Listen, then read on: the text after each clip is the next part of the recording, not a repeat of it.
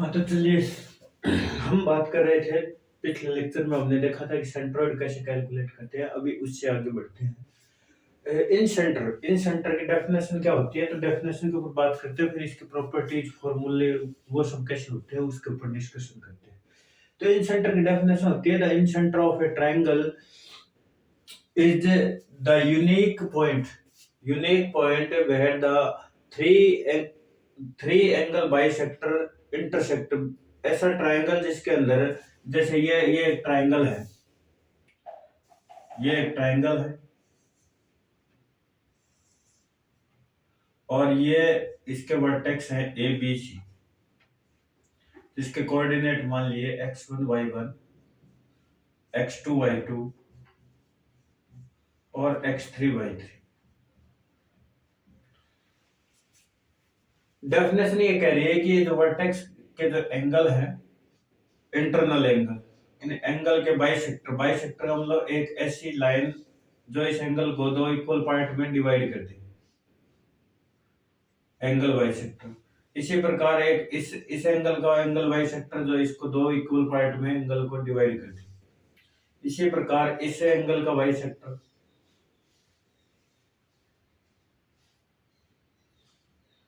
ये angle bisector. तो ये तीन एंगल बाइसेक्टर होते हैं एक ट्रायंगल के अंदर। तो डेफिनेशन ये कह रही है कि द इन सेंटर होगा वो जो किसी ट्रायंगल के लिए वो हमेशा यूनिक पॉइंट होगा। ये नहीं कि एक ट्रायंगल में इन सेंटर दो या चार हो जाए, एक ही होगा, एक वन एंड ओनली वन ही इसके अंदर लाई करेगा। अच्छा, दूसरी बात ये कह रहा है कि इनका intersection three intersects internal angle bisector intersector, जहां ये तीनों एंगल बाइसेक्टर इंटरसेक्ट करेंगे वही आपका क्या होगा, इन सेंटर। और इसको आई से भी रिप्रेजेंट करते हैं, और कोई सिंबल रखना चाहे तो और भी रख सकते हैं, कोई वैसे फिक्स नहीं कि भाई आई रखा जाए। ये हमेशा आपके ट्रायंगल के अंदर ही लाई करेगा। जैसे सेंट्रोइड होता है वो आपका ऑलवेज ट्रायंगल के अंदर होता है, और इन सेंटर भी ऑलवेज आपका ट्रायंगल के अंदर ही मिलेगा। यानी कि बाउंड्री पर नहीं हो सकता कभी भी, ना तो आपका सेंट्रोइड और ना आपका इन सेंटर बाउंड्री पर कहीं पर भी नहीं हो सकता ट्रायंगल की। वो ऑलवेज इनसाइड लाई करेगा। सेंटर ऑफ द, इसको यूं भी बोलते हैं कि ये एक ऐसे सर्कल का सेंटर है जो इस ट्रायंगल के अंदर हम बड़ा से बड़ा जो सर्कल बना सकते हैं, जो इसकी तीनों साइड को टच करे। ऐसे ट्रायंगल का, ऐसे सर्कल का सेंटर जो होगा वही क्या होगा, इन सेंटर होगा। तो क्या लिखा, the centre of the largest circle that fits perfectly inside touching all side. एक ऐसा सर्कल बना दूं मैं, ये थोड़ा सा इधर बनाता हूँ, थोड़ा सा गड़बड़ है, एक मिनट। फील आना चाहिए कि भी बाई सेक्टर वाली फील आ जाए। ये लो, ये एंगल बाई सेक्टर है आपका।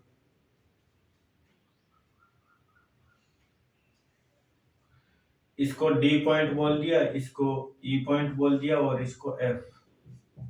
हाँ जी, एक सर्कल बनाया मैंने अंदर की तरफ, बड़ा से बड़ा सर्कल जो इसकी तीनों साइड को क्या कर जाए, टच कर जाए। ये एक बड़ा से बड़ा सर्कल जो इसकी तीनों साइड को टच कर जाए। इस सर्कल का सेंटर है वही क्या है आपका, इन सेंटर है।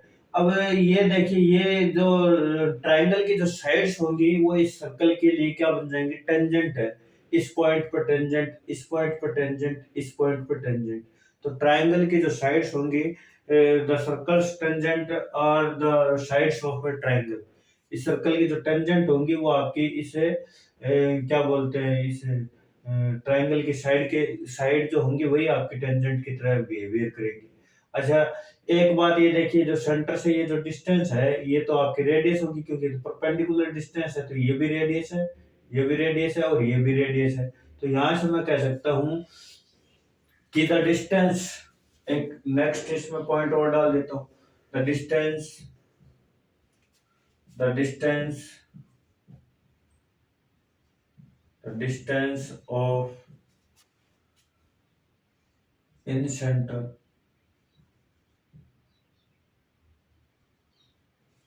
to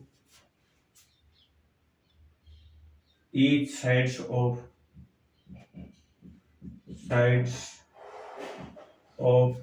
the triangle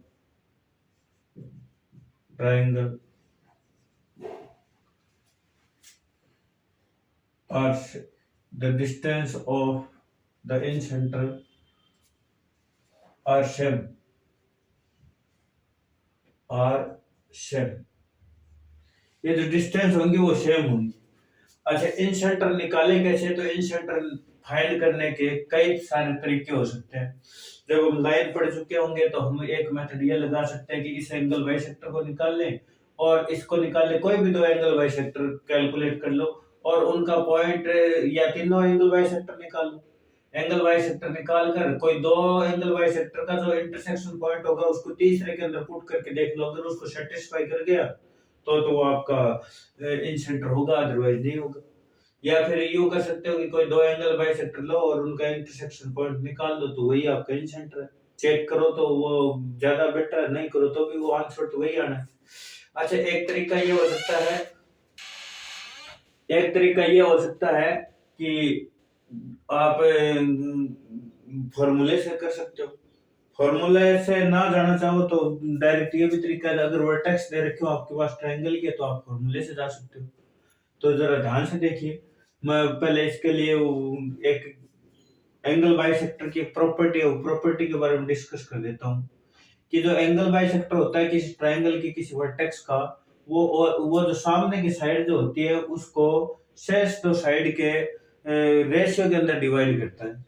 जैसे ये जो एडी है, एडी वो इसे बीसी को किस रेशियो में डिवाइड करने वाली है, तो उसके लिए एक रेशियो है, वो रेशियो में लिख देता हूँ कि BD upon DC, BD upon DC is equal to, ध्यान से देखना, ये जो एडी है वो बीसी को किस रेशियो में डिवाइड कर रहा है, तो बीडी अपॉन डीसी क्या आएगा, शेष दो साइड। अच्छा, साइड के बारे में एक कमेंट कर देता हूँ कि जो वर्टेक्स ए है इसके सामने की साइड को स्मॉल ए से रिप्रेजेंट किया जाता है और बी है उसके सामने की साइड को स्मॉल बी से रिप्रेजेंट किया जाता है और सी के सामने की साइड को स्मॉल सी से।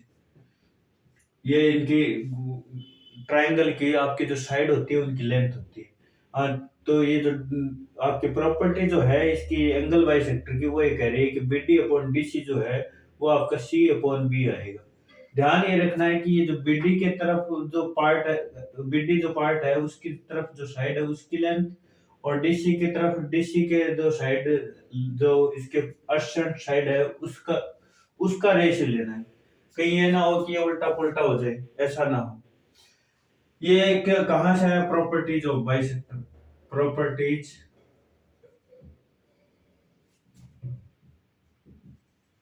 ऑफ बाइसेक्टर, ये बाइसेक्टर की प्रॉपर्टी, ये आपकी प्रॉपर्टी है बाइसेक्टर की। अच्छा, यहां से इसका निकाल लेते हैं रेशियो। तो अच्छा, डी डी इस रेशियो में निकाल रहा है तो डी का फॉर्मूला क्या बन जाएगा, डी क्या आ जाएगा, यहाँ से डी आ जाएगा आपका, डी के अगर कोऑर्डिनेट देखें तो डी के कोऑर्डिनेट बन जाएंगे m रेशियो n की तरह है। ये d इसको m रेशियो n में डिवाइड करता तो इसके कोऑर्डिनेट x1 y1, इसके कोऑर्डिनेट x2 y2, तो ये m और ये n, तो m x2 plus n x1, x1 की जगह हमारे पास x2 है अपॉन में c प्लस b और कोमा फिर से m y2 और प्लस का n y1 और अपॉन में m प्लस n, तो m और n की जगह c और b है, तो ये d के कोऑर्डिनेट आ गए, किसके, d के। अब इस ट्रायंगल में देखो, यहां मैं लिख देता हूं इन ट्रायंगल एबीसी और अब मैं लिख देता हूं इन ट्रायंगल एडीसी। ध्यान से देखना, एडीसी ट्रायंगल जो है ये रहा, एडीसी जो ट्रायंगल दिख रहा है इस ट्रायंगल में ये जो है कौन है, आईसी, आईसी कौन है, आपका इस एंगल सी का एंगल बाइसेक्टर है और वो एडी को, एडी ये जो दिख रही है एडी को इंटरनली डिवाइड कर रहा है, किस रेशियो में डिवाइड कर रहा है, तो शेष दो साइड, इस साइड और इस साइड की रेशियो में डिवाइड करेगा। अच्छा, डीसी निकालना है तो डीसी के लिए मैं कमेंट यहां से कर देता हूं कि डीसी क्या बनेगा, इसी से देख लो, इसके अंदर कंपोनेंट लगा दो, दोनों तरफ 1 ऐड कर दो, 1 ऐड करोगे तो क्या बन जाएगा, ये ऊपर जाकर क्या बन जाएगा, बीडी प्लस डीसी यानी कि बीसी और अपॉन में डीसी और इजिकल टू ये क्या बन जाएगा, सी प्लस बी और अपॉन में बी। तो तो यहाँ से BC तो हमें दिख रही है, BC कौन है, BC तो A है, तो A यहाँ रखोगे तो DC की वैल्यू क्या आ जाएगी, DC की वैल्यू आ जाएगी B/C+B। इसको मैंने रिवर्स कर दिया, रिवर्स किया, और ये जो BC नीचे आएगा, BC की वैल्यू A है, वो ऊपर चली जाएगी। अच्छा, ये DC यहाँ मैं यूज कर लूंगा। तो अब जरा देखो कि I जो है वो AD को किस रेशियो में डिवाइड करेगा, शेष दो साइड के रेशियो में। तो जरा यहाँ से कमेंट कर दो कि क्या आएगा, AI में ID क्या बनने वाला है, AI ये रहा, AI इसके सामने ये पार्ट है साइड, इसकी वैल्यू कितनी B, और अपॉन इसके सामने साइड कौन है, ये है DC। तो DC यहाँ से B/DC की वैल्यू क्या है, BA, और अपॉन में C+B। इसको कैलकुलेट कर लोगे तो B से B कैंसिल, क्या बन जाएगा, C+B/A। ये आ गया रेशियो। अब यही से हम कैलकुलेट कर सकते हैं क्या, इन सेंटर I के कोऑर्डिनेट मान लिए x, y है, तो x, y अगर कैलकुलेट करने हैं तो उसका फॉर्मूला क्या बन गया, ये m है और ये n है। ध्यान से देखना, I कैलकुलेट कर रहे हैं तो इसकी कोऑर्डिनेट x1 y1, और d के जो कोऑर्डिनेट होंगे वो क्या बन जाएंगे, x2 y2। तो यहाँ से इसका फॉर्मूला लगा तो m, और ये बन गया आपका mx2, तो cx3 प्लस का bx2 अपॉन में C+B, और प्लस n और x1 अपॉन में m+n। ये आपका m और ये आपका n। अच्छा, इसी प्रकार y कोऑर्डिनेट आ जाएगा, क्या आ जाएगा, m y2 c y3 plus का b y2 अपॉन में C+B, और प्लस से n y1 अपॉन में C+B, और प्लस का a। इसको थोड़ा सॉल्व करके लिख लो तो I क्या आ जाएगा, IX, y इजिकल टू, ये क्या बन जाएगा, ये तो कैंसिल हो गई, तो इसको एडजस्ट करके लिख लेते हैं। तो AX1 प्लस का BX2 प्लस का CX3 और अपॉन में A+B+C। अच्छा, ये क्या बन जाएगा, ये कैंसिल हो गया, तो क्या हो गया आपका AY1 प्लस का BY2 प्लस का CY3 और अपॉन में A+B+C। तो ये आपका इन सेंटर का फॉर्मूला आ गया कैलकुलेट होकर। अब आप फॉर्मूला याद रखो तो याद रखो, नहीं तो फॉर्मूले का वैसे कोई यूज नहीं होता क्वेश्चन को कैलकुलेट करने में। क्वेश्चन को कैलकुलेट करने में जो मैंने दो तीन बातें यूज किया, आपको वही याद रखनी है। कौन कौन सी बातें, एक बात तो ये याद रखनी है कि एंगल बाइसेक्टर जो होता है वो सामने की साइड को किस रेशियो में डिवाइड करता है, क्योंकि ये इंपॉर्टेंट यहाँ से एक पॉइंट है जो आपको यूज करना है। अच्छा, एक बात ये कि ये जो इन सेंटर आएगा वो आपका इंटरसेक्शन पॉइंट आएगा किसका, एंगल बाइसेक्टर का। तो ये कुछ एक जो छोटी छोटी बातें हैं वो जितनी हम ज्यादा इकट्ठी कर पाते हैं तो उससे क्या होता है, क्वेश्चन बाई ऑप्शन सॉल्व हो जाता है। अदरवाइज तो फॉर्मूला लगाओ, उसमें कैलकुलेशन में कई बार टाइम ज्यादा लग जाता है, तो वो चांस नहीं रहता। हम बाई ऑप्शन चेक कर सकते हैं, छोटी छोटी जितनी बातें हमारे माइंड में फीड होती है उससे हमें क्वेश्चन को बाई ऑप्शन कर सकते हैं डायरेक्ट। अच्छा, इसके अंदर एक कमेंट में कर देता हूँ, जैसे सेंट्रॉइड के बारे में हमने पढ़ा था कि भी अगर किसी ट्रायंगल के वर्टेक्स आपके रेशनल नंबर हो तो सेंट्रॉइड ऑलवेज रेशनल होता है। बट इन सेंटर के केस में ऐसा नहीं है कि सारे वर्टेक्स अगर आपके रेशनल हैं तो इन सेंटर आपका रेशनल हो, ये कोई जरूरी नहीं है। रेशनल हो भी सकता है और नहीं भी, रेशनल भी हो सकता है और इरेशनल भी हो सकता है। कारण क्या है इसके पीछे, इसके पीछे कारण ये है, ये एबीसी जो है इस ट्रायंगल की साइड्स है। अब साइड मान लो ये रेशनल है, फिर भी जरूरी नहीं है कि इसकी जब साइड की जब लेंथ निकालूं मैं स्क्वायर रूट वाले फॉर्मूले से, तो जरूरी नहीं है कि वो उसका कंप्लीट स्क्वायर निकल कर ही उससे बाहर कोई इंटीजर ही आए। वो इरेशनल नंबर भी आ सकता है, वो रेशनल भी आ सकता है, कुछ भी आ सकता है। तो उस केस में मैं इसके ऊपर कमेंट नहीं कर सकता कि इन सेंटर क्या होगा। पर सेंट्रॉइड के बारे में मैं कंफर्म कह सकता हूँ कि अगर ये वर्टेक्स आपके रेशनल नंबर है तो सेंट्रोइड पक्का रेशनल होगा। तो कई बार ऐसा होता है कि ऑप्शन में कुछ ऑप्शन में ऐसा दिया होता है कि उसमें रेशनल नंबर डाल देते हैं, तो वो ऑप्शन तो भाई हमारी बेसिक इंफॉर्मेशन से उड़ जाता है कि भी ये सेंट्रोइड जो होगा वो आपका रेशनल नंबर नहीं हो सकता। इसी प्रकार इससे आगे बढ़ते हैं और वो देखते हैं क्या एक्स सेंटर की डेफिनेशन और क्लियर कर लेते हैं। फिर इनके कुछ क्वेश्चन, अच्छा एक ये रेडियस के ऊपर और बात कर देता हूँ कि रेडियस क्या बनेगी।